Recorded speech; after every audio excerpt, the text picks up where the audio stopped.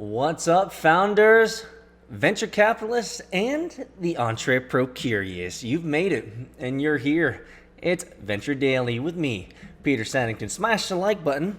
While you're here, subscribe to our YouTube channel if you're watching us on the YouTube, or if you're one of those individuals that we have all over the world joining us on podcasts, whether it's iTunes or Spreaker or Spotify, what have you. Let us know. Send us some love, guys. Send us some love on Twitters. Let us know that you're listening. We're glad you're here today. Man, we have a great show. We have 3 things to talk about. Did you know, first and foremost, did you know Blackberry's still around? Did you know? Did you know they're still legit? So we're going to be talking about Blackberry still being around. We're talking about Amazon. We're going to be talking about Amazon as well. Apparently, in terms of a survey, Amazon is getting a lot of love from those small businesses. And last but not least, in today's news bits, we're going to be talking about Apple buying up an AI startup. Ooh, sounds juicy, guys. Sounds juicy. Let's get into it, guys. Let's get into today's news that you can use, and then we're going to go into venture deals for this Friday, and then we're going to go into the last segment. The last segment is me talking about what's going on, and I don't have a whole lot to talk about today, but I will say, I hope you guys are going to have a great weekend, and we're going to pull another calendar item from the Shrug calendar today, guys. I'm glad you're here. Let's get into it. Did you know that BlackBerry is still here? That's right. John Chen may be the CEO of BlackBerry, but even he has to sometimes remind people that the company is still in business. So why does this matter? Well, BlackBerry no longer manufactures phones, but it makes more than $1 billion. Cha-ching. $1 billion in revenue per year selling things like security software, an operating system widely used in cars, and patent licenses. So here's a quick recap. BlackBerry bought embedded operating system QNX in 2010, exited the smartphone business in 2016, some of you guys might remember that, and started letting Chinese phone maker TCL sell BlackBerry branded phones. Since then, it has only been a software company. So by the numbers, BlackBerry gets about $600 million from its so-called platform business, which includes the company's security and enterprise device management software efforts. The app side of things, which includes QNX, generates around $400 million per year. Holy smokes, that's amazing. Licensing its portfolio of more than 38,000 patent families earns BlackBerry around $200 million to $250 million per year. And in an interview from CES last week, Chen talked about the company, its remaining business, and why he thinks BlackBerry needs to be more aggressive. The company is generating positive cash flow and eking out a small profit, but the naturally impatient Chen wants to do it better. Quote, "We need to do it better, and we really need to execute," Chen told Axios. "We could definitely do better." So between the lines, getting a bigger place in the car is a key priority for BlackBerry. The company's QNX operating system has been used primarily for in-car infotainment systems, but that is rapidly declining in value now amounts to only about $2 to $5 per car. That doesn't seem like a lot of money, guys. But software for cars overall is a growth business as cars move towards autonomy and add features like automatic braking, parking, and lane detection. And I will say, in the future, blockchain. Absolutely. Blockchain applications are coming into cars. Cryptocurrency are coming into cars, guys. It's a big deal.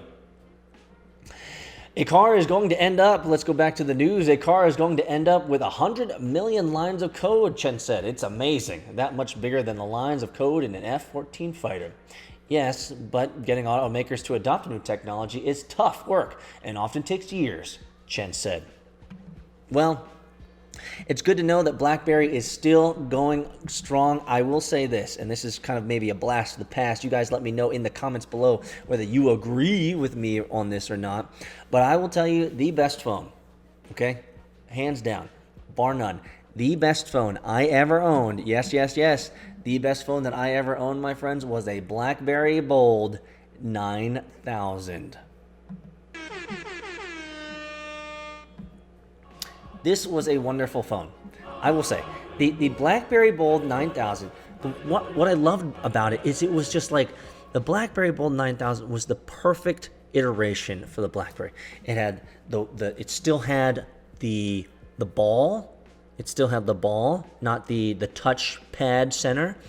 And because of the QWERTY keyboard, I was completely able to text one hand without looking. So I could scroll, I could know exactly where I needed to be. I could text, I could reply without even looking. That was one of the best features of the BlackBerry Bold back in the day. So let me know your thoughts. Let me know your comments in the comments below. What was your favorite BlackBerry phone, if you had one? And I'd go even far as to say this. If BlackBerry came out with a solid BlackBerry Bold 9000 system again, I mean, you can pick them up. I know you can. But if they had like a better version of it that run on mine, run on my what's it called? My plan, I would get it. But I will say the ecosystem of the apps and iPhone, it's pretty tough to beat. Let me know your thoughts in the comments below. Let's move on here, guys. Amazon. A survey finds small firms love its platform. Well, according to Amazon commissioned survey on Thursday, small businesses see revenue growth from selling on the platform and don't rely on Amazon alone for their online sales. Axios' Margaret Harding McGill reports. So why does this matter? The survey results offer a touch of counter-programming for Amazon as it girds itself for criticism of its market power at the House Antitrust Subcommittee hearing today, Friday. That session features a small business that has publicly complained about the online retail giant's tactics. So what are the details? The survey by International Data Corp questioned 350 small and medium-sized businesses about some of their online sales strategy, some key findings. Now, before we get into the key findings, I will say that 350 surveys is okay, but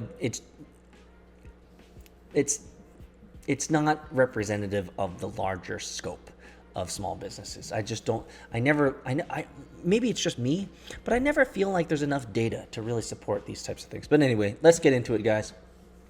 In terms of these 350 small businesses, 81% of the firms selling on Amazon use more than one digital sales channel.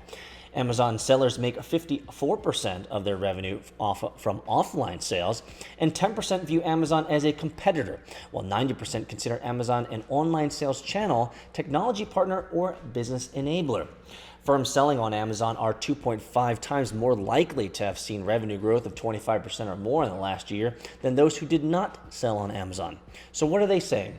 Shari Lava, a research director at IDC, said that Amazon wanted to learn more about the small businesses and are thinking about the companies amid the broader tech lash. Quote, there's this narrative that small businesses and sellers don't have alternatives, and what this research reveals is that they are actually taking advantage of multiple channels online, and offline still plays a very significant role, Amazon spokesperson Joe Sider said. The world of retail is very big and broad. So, I don't know. I've only used Amazon to resell. Actually, I'm mostly just a consumer of Amazon services. The last time that I was selling books was when I was trying to get rid of some of my books from my master's degree program. And one of the saddest things about that is once you buy these books and then you go through your master's programs and then you try to resell them, you only get like $5 or $7. It's paltry. It was terrible. It was so depressing. And here's the thing. Like back in the day, it wasn't as easy to resell books as it is today with all the systems that Amazon has improved. This was back in the maybe 10, 15 years ago, guys. So like it was a beast to try to post up these books and resell them. And it wasn't a great system. And it's $7. Media mail take you like 2 months to get. Oh, come on, guys. Terrible. Let me know your thoughts in the comments below. Are you an Amazon reseller? Are you a small business? What is your opinions of Amazon for the small businesses? Last but not least, Apple buys Seattle AI startup. Ooh, cha-ching. Apple has purchased at xnor.ai. Should I say Schnorr AI? A Seattle-based startup that specializes in putting artificial intelligence on devices rather than running programs in the cloud on centralized servers. So why does this matter? Doing AI work on devices is a key trend, especially for Apple, and it makes it easier to offer privacy protections. Apple, for example, does all of its automated tagging and categorization of photos on its devices. So what are they saying? Quote, Apple buys smaller technology companies from time to time, and we generally do not discuss our purposes or plans, the company told Axios, offering the telltale statement it gives when it makes an acquisition. Seattle area tech site GeekWire first reported the deal earlier Wednesday, pegging the purchase price at $200 million. Not bad. One casualty of the acquisition appears to be the loss of a people detection feature in Wise security cameras that had been licensed from Schnorr. A firmware update is disabling the feature from existing cameras, though the company is pledging to add a homegrown replacement. Meanwhile, an AI2 incubator, which helped launch Schnorr AI, is announcing today it has raised a $10 million fund from investors including Madrona Venture Group, Sequoia, Kleiner Perkins, and Two Sigma Ventures, along with a number of highly successful entrepreneurs and executives. We think that it's very important that the next company in the next decade or more will use AI for significant competitive advantages, AI2 Managing Director Brian Hale told Axios. Schnorr spun out of the AI2 incubator in 2017. It was the second spin-out from the AI2 startup incubator following Kit.ai, which was acquired by the Chinese search engine Baidu in 2017 for an undisclosed sum. So what's the big picture? What is the big picture here, guys? I mean, seems like AI is going to be a big deal in the future here, guys. So what's the big picture? The new fund and successful exits of AI2 companies is also a boost for the Seattle Bay Area tech scene, which has long been dominated by just two big players, Microsoft and Amazon. Seattle is booming, Hale said. The region now has a critical mass of technical and operational talent, capital, and educational institutions that has created a meaningful startup ecosystem. Well, some of you guys might remember my interview with Bill Bryant from Threshold Ventures, guys. I meet with so many VCs, guys. Bill Bryant from Threshold Ventures. You can find more information on him if you go to vchunting.com/Bill Bryant. But being a Seattle native, being a Seattle resident for as long as he has, I wonder if he's seen the AI world come up and coming, and I'm wondering if Bill Bryant is invested in some of these. Maybe that's an email I should write him and ask him that question. These are your news bits for today, guys. I hope you enjoyed it. It's Blackberry. Are they still alive? Clearly. Amazon loves those small businesses and AI. Is Apple buying up AI? What does this mean? What does this mean that Apple's buying up AI, small business around AI? Maybe it's just part of their plan for world domination, guys. Nope. True startup story, guys. You got it. Your company just got seed round financed. Congratulations. You're going to the moon. But now you have to scale. You found great talent out in California, New York, Georgia, and even Eastern Europe. So what communications platform will you be using to ensure your international team is always aligned? Well, the answer is easy. Slack.com for Teams. We've used Slack for all of our previous startups, and they've supported us in tremendous ways. And we want to give them a thanks today for supporting vchunting.com. Did you also know that Slack is a great tool for personal use? Yeah, I use my own personal Slack channel to drop in documents, notes, to-dos, and follow-ups to ensure that my workflow throughout the day is right on course. I promise you, if you try out slack.com for personal use, you'll end up using it for your team as well. Go to slack.com to check it out. Well, welcome back to Venture Daily with me, Peter Saddington, the #1 fastest growing daily show in all of venture media. Make sure that you subscribe to us on YouTube or your favorite podcast system. We're syndicating to the world, even decentralized systems like DLive, DTube, and Library. Make sure that you follow us on the tweeters. I've been out this week, so I hope you guys caught up with where I was up in Minnesota, St. Paul, Minnesota, which, by the way, guys, It was like 1 degrees. I don't know if some of you guys saw my tweet, but it was 1 degrees. Actually, it got below 0. Okay, Fahrenheit, not Celsius. Celsius would be even worse. But it was below 0 Fahrenheit. Guys, I was ill prepared, guys. I was ill prepared. Doesn't matter.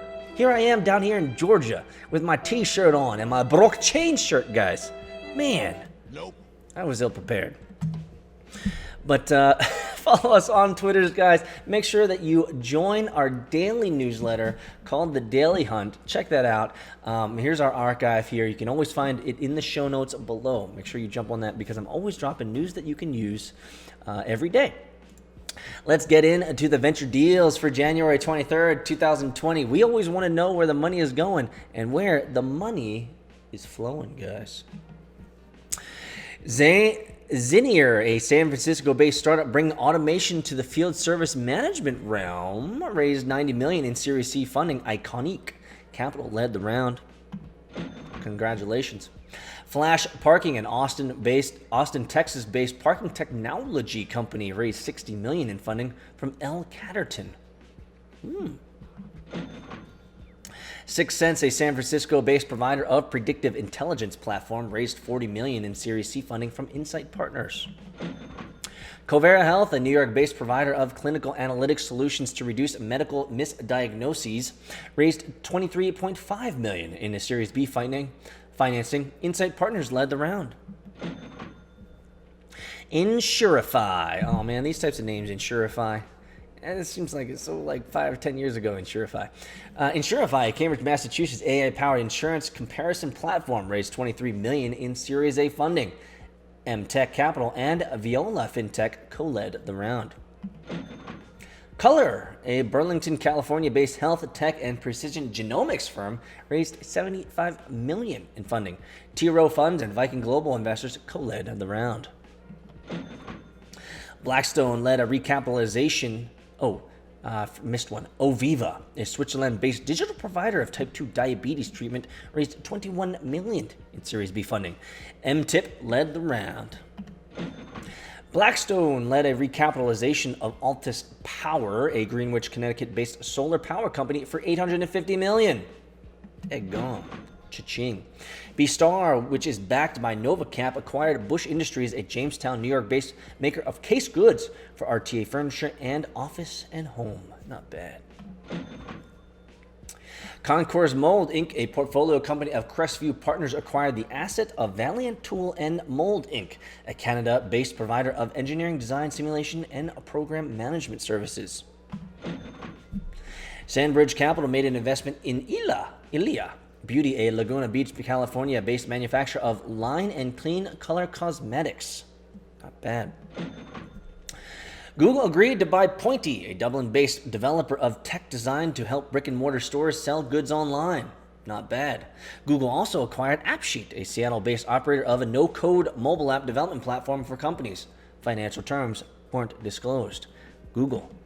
Sucking it up, guys. Liberty Hall Capital Partners sold Aircraft Performance Group, a Castle Rock, Colorado-based provider of proprietary flight operations software solutions, to AFV Partners. Not bad, making that money. And last but not least, Milliken and Company agreed to acquire Borchers Group Limited, a Westlake, Ohio-based specialty chemicals company from the Jordan Company. Financial terms weren't disclosed. Well, that's it for today, guys. Those are your venture deals for January 23rd, 2020. This is where the money is going, and this is where the money is flowing. Did you know that there's even more value than just audio or video? Follow us on Twitter, Instagram, TikTok at VC Hunting, and make sure to sign up for the VC Hunting newsletter, where you'll be able to get weekly news on venture capital, startups, founder stories, and the occasional wisdom extracted from Peter's brain. Go to vchunting.com to sign up. And now, back to the episode.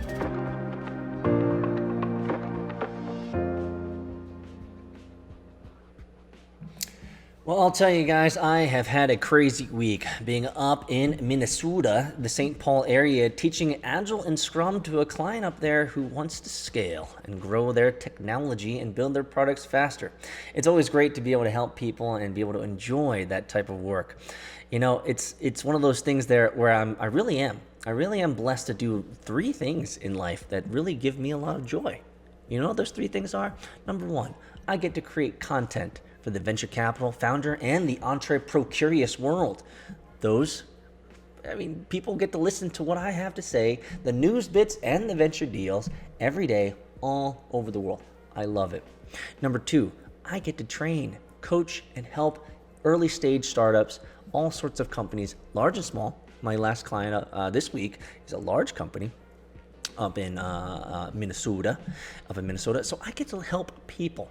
That's what I love doing. I get to help people, whether it's through the content that I generate online and that you're consuming right now, whether it's people IRL in real life, helping them grow and level up. And some of you guys have been taking part of my classes before, which is really cool. But if you've taken part of my class, one of my workshops in Agile and Scrum, you know I'm all about self-improvement, helping you not only become a better employee, yes, but being a better person, growing, learning that you can do even more than you imagined, and to live a powerful and fulfilling life. So that's really cool. And the third thing I'm able to do is I'm able to build my own products, build my own services, build my own startups, which are always forthcoming in some way, shape, or form. So I really get to enjoy so much of my life. And that is the Shrug calendar. I'm going to rip this off. The Shrug calendar quote for today is taken from Jackie Luo. She says this. Jackie Luo from Shrug Calendar, at Jackie H. Luo. She says, "It sounds obvious, but enjoying your job makes a huge difference in your day-to-day life. It is worth the effort to try to make your situation better." I couldn't agree more, Jackie. I couldn't agree more. It might sound obvious, but enjoying your job makes a huge difference in your day-to-day life. It is worth the effort to try and make your situation better. I hope for you guys out there that 2020 hasn't been one of those years where you have already fallen by the wayside of those dreams, of those aspirations, of those New Year's resolutions that you so wanted to do. I hope it hasn't been a disappointment so far. I mean, we're only halfway through or more than halfway through the month. Already, we're almost already done with this daggone bloody month. Can you believe that? Can you believe that, guys, that we're almost done with this daggone month already and we're moving into February? Where's the time going? But here's the point. Make your situation better. Don't be a victim this year. Don't be someone who uses excuses. Don't be someone who uses excuses and say, "Oh, he should have, he could have, they should have, they didn't, she should have, they." Who cares? You don't know. You don't know what they could have, should have, would have, what they should have done. Who knows? Make your situation better this year. 1% every day. Grow. Keep going. And enjoy the process. Really do. And I heard I'll say a little side note here. I heard a Gary Vee talking about how he's like, I'm not all about enjoying the process. Some BS, like, I don't know. Gary Vee says so many contradictory things. It's really hard to be able to really pinpoint where he really is. But maybe that's his thing. His thing is you just never really actually know where he is at. But anyway, he said something to the effect of, "No, I'm not all about enjoying the process." I'm like, bro, enjoying the process of creating, enjoying the process of life is one of the keys to happiness and being present every day. Enjoy it. Yeah, the day isn't exactly the way you wanted. There are things that you had to do that you don't enjoy. But I'm telling you, if you look at the whole day, if you look at your life, try to make your situation better. Enjoy the process of doing the work that you're doing. It's a privilege. Whenever I'm salty about my life, here's what I wonder. This is a good stoic, a stoicism of sorts. It's a good stoic idea.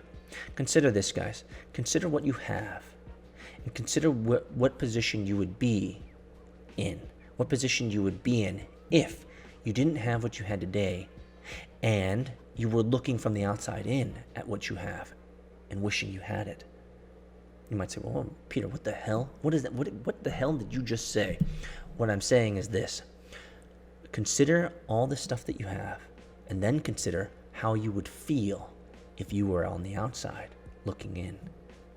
Right? I mean, you're blessed. You have a great life. You have a great opportunity. You have health. Hopefully you have a little bit of wealth. But when I say by wealth, I'm not talking about financial wealth. I'm talking about real wealth, real juju, good family, good friends, good people around you, good food. Sounds obvious, says Jackie Luo, but enjoying your job makes a huge difference in your day-to-day life. It's the mindset, guys. It's the mindset. Control the mind, master the mind, and you will master your world. Have a great weekend, my friends. I love hanging out with you guys. I love being a part of your day, and I love the little notes that you guys send me. They really are. They really are. It's life-giving to me. Guys, I'll see you next week.